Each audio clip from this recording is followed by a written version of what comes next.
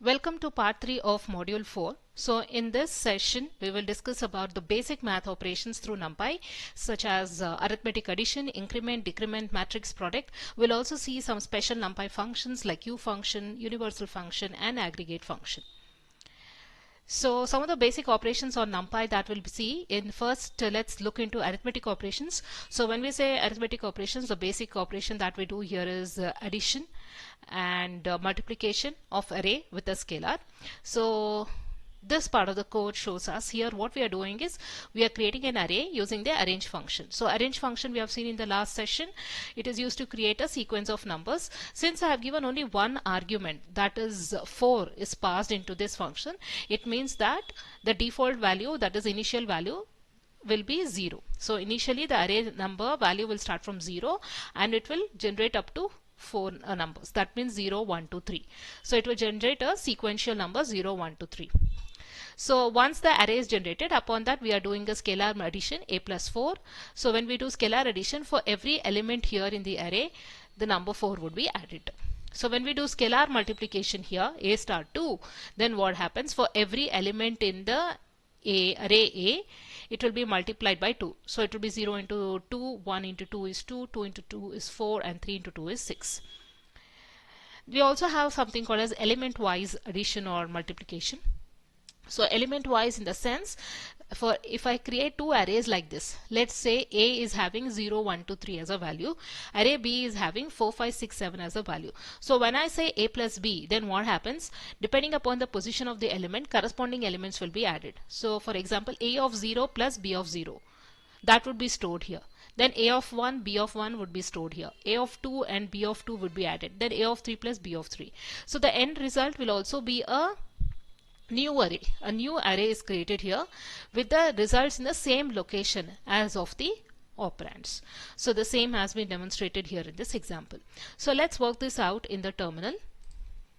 So in the last session itself I told you how you can open the Anaconda prompt. You have to first open the Anaconda prompt and then go to the corresponding folder where exactly your Anaconda is installed.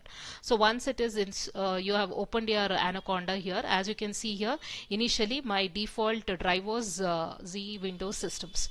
So I have done cd ... 2 times so that I come back to the C drive, and from C drive I have gone into my corresponding folder where I have actually installed my Anaconda.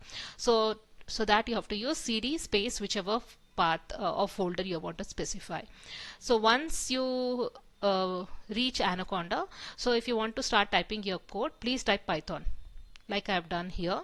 So after you type Python only, then you will get this kind of a prompt where you can start giving your code. So now we have to do NumPy basic operation. So first you have to import your package, import NumPy as np. Okay, now this is successful. Now let's start doing the arithmetic addition using scalar value. So let's first create an array. So let's say A is the array, np dot, let's use the arrange function which we saw in the last class and just pass one argument, that is 4. Therefore what happens? The value of A is an array which is having the value 0, 1, 2, 3. Now upon this, if I want to do scalar addition, let's say A plus 5, you can see that the value 5 is added to every element here and the array value will be 5, 6, 7, 8. If I want to do scalar multiplication, the same thing, scalar multiplication in the sense, to the array I am multiplying with a scalar value 6, and you can see 0 into 6, 1 into 6, 2 into 6 and 3 into 6. Now to perform element wise addition, which I just demonstrated here, so for that let's first create two arrays.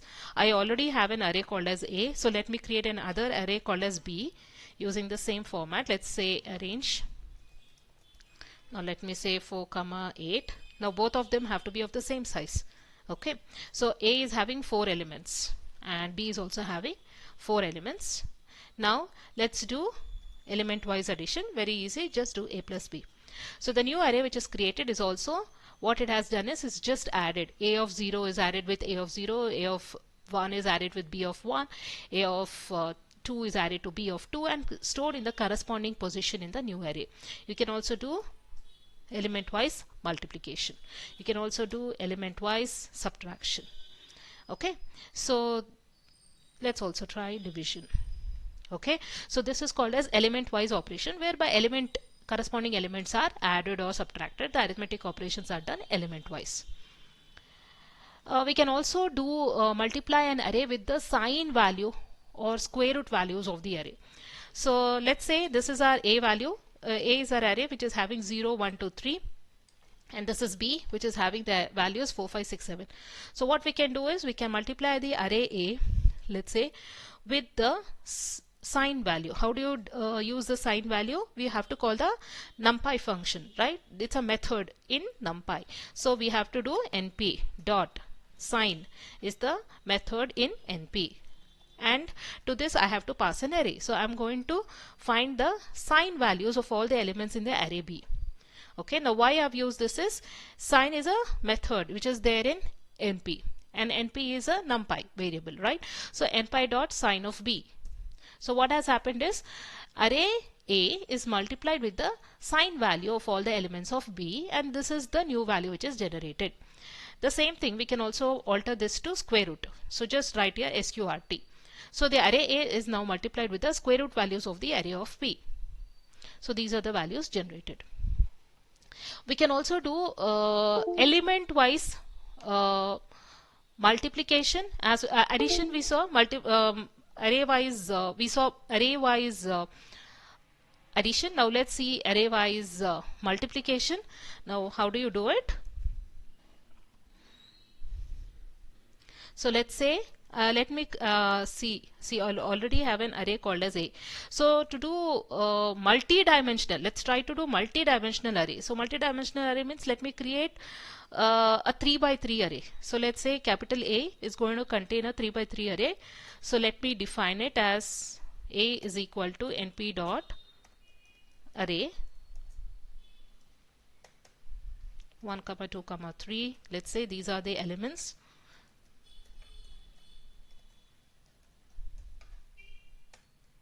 So here A is a 3 by 3 array.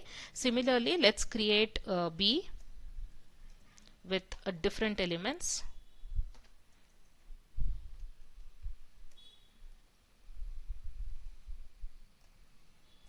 I'll just say change some of the values here.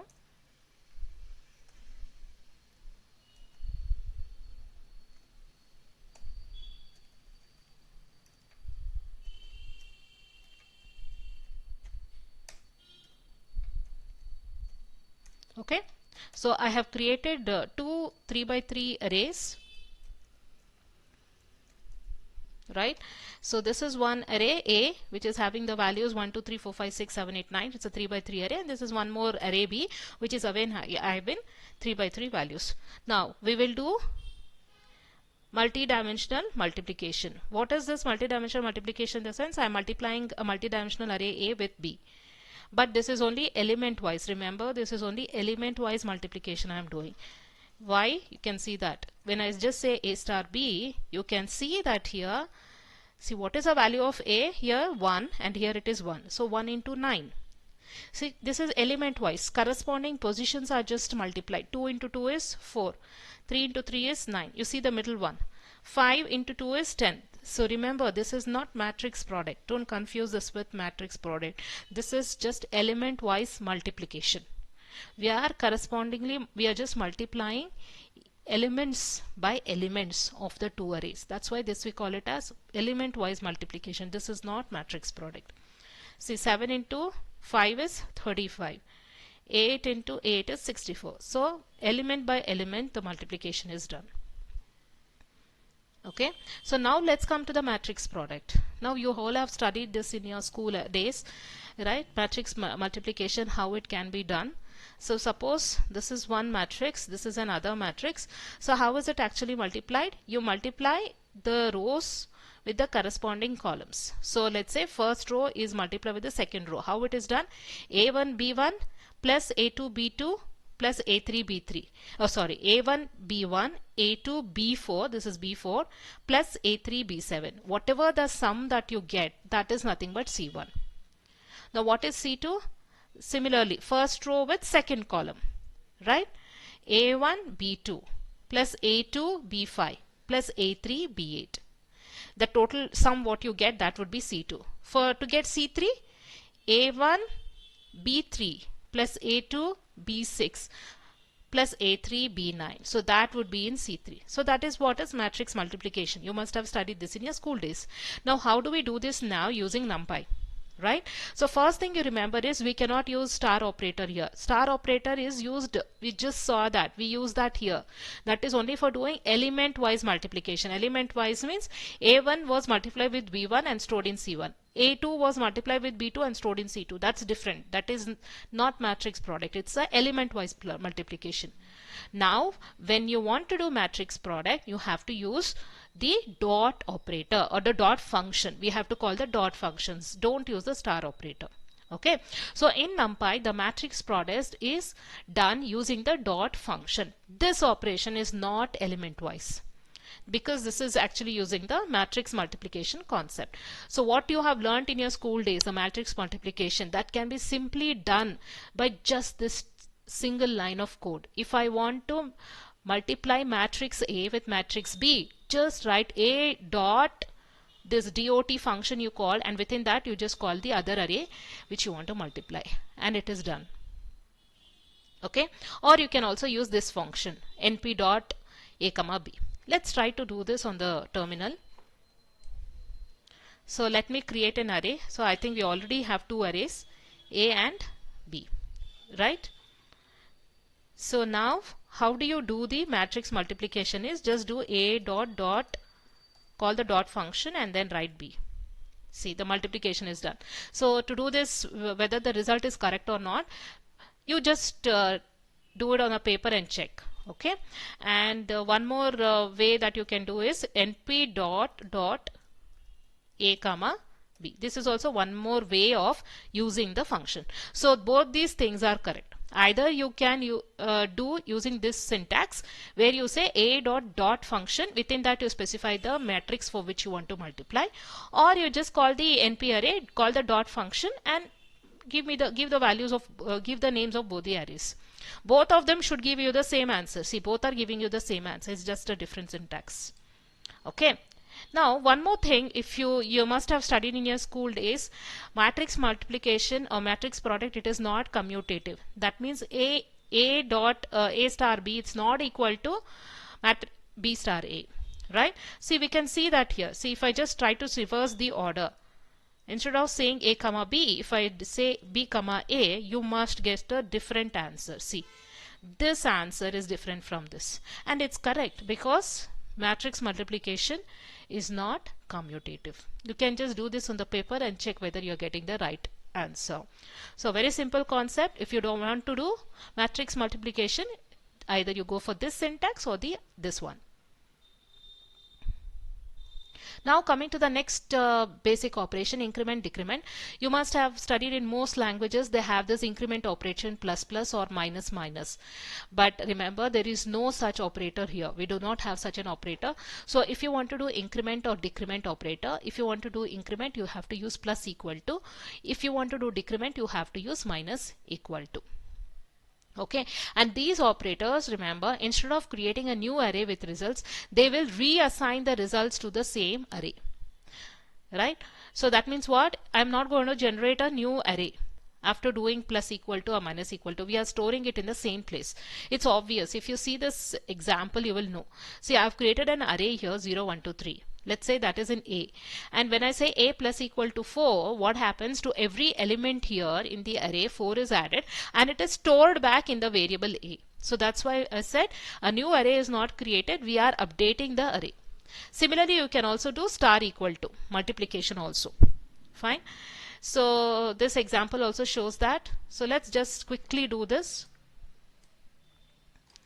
So if we already have an array, we already have an array called A. So what do? Just do A plus equal to, let's say, 5. So now if I open 5, A, see, the values have changed. So for every element here, 5 has been added. Similarly, you can do multiplication as well. See, now if you open A, so that means what? A new array is not created. You are updating the same array. You can also do subtraction. See, now if you see A. Okay. So this is a function of increment and decrement operations. So now let's see the next function, that is universal function, also generally called as Ufunc. This is the way it is called generally. So this is a function operating of an array, where it operates on the array in an element by element fashion. Okay, here the function will operate on the array in element by element, and remember, it acts on each single element of an array, and it is generating a corresponding result in the new output array, right? The result is generated in a new array, but the array will be the same size as that of the input. So these are the three important properties. Now what are the universal functions? Some universal functions, there are many actually, many universal mathematical functions are there, trigonometric functions are there. Let's just see three of them. We'll see square root, log, and sine. Sine we also just saw in one of the examples. See, you just create an array, and upon that, if you want to find the square root of an array, just say np.sqrt of a. If you want to find the logarithm, use log function. If you want to do sine, just put sine function. So these are the universal functions. So universal functions will have, which has many mathematical and trigonometry. Just let's try one of them. So this is a. Upon this, if I want to find out the logarithm, let's say, so what you have to do is np dot, because it's a function in the NumPy. Okay, so that's why you should say np dot. Let's say I want to find the logarithm, and as the argument you have to specify the array. So you can see that the logarithm of every element, so element by element calculations are done, and a new array is generated. You can see this is a new array which was generated. It is not updating a. See, if you open a remains same. Okay, so that's why I said new array, or a result is in a new array, and the size remains the same. The size will not change. Similarly, instead of log, let's say I want to find out sine. See, the sine values are generated. If I want to find out the square root, see, the square root of each values of a are generated, but see, the a remains the same because the values are generated in a new array. Okay, so these are some of the universal functions. Next, go to the last one of today's session, that is the aggregate function. Now aggregate functions are those functions that perform operation on a set of values, for example, and it produces a single result. So we are doing this operation on a set of values. So therefore, let's see this example here. See, we have created an array called as a, and upon this we are doing the operation on all these elements in the array. So what do I mean by that? When I say a dot sum, what it is doing is it is taking the addition of all these elements, 2.3 plus 2.1 plus 1.3, and that result is 5.7, which is displayed. When I say a dot min, it is taking, which is the most minimum here. Minimum value here is 1.3, and that would be displayed. A dot max, which is the maximum value, 2.3. So that is a dot mean. It will calculate the mean value, add all of them, 2.3 plus 2.1 plus 1.3, and divided by 3. STD, that is find the standard deviation. So basically aggregate functions are sum, min, max, mean, standard deviation, variance. So like that, many aggregate functions are there. Basically they are doing the operation on a set of values in the array. Okay, and many of these kinds are there and implemented within the class ndarray. So let's just try two of them. So this is our array A. So upon this I can just call the sum function. Upon this I can find out which is the minimum value as well. So the minimum value should be 40. 40 is displayed. We can apply the max. So the max is this. You can also find out the mean value. This is the mean value of the array A, and we can also find the standard deviation STD. So like this, various aggregate functions are there. Okay, so let's revise what we saw in this session. So in this session we just went through some basic math operations, like we did scalar multiplication, scalar addition. We also went through element wise addition. We used some sine and square root functions on the array. We did element wise addition, element wise multiplication. We also went through matrix multiplication, how it can be done using the dot function, and we also saw how we can use increment decrement operations, and finally we saw two special functions of NumPy, universal function, where under that we saw square root, log, and sine, and we also some aggregate function, as the word itself says, aggregate. So that means it's going to operate on a set of values in an array, like sum, minimum, max, mean, standard deviation. So in the next class, we will see some more important fundamental concepts of NumPy like indexing and slicing. Thank you.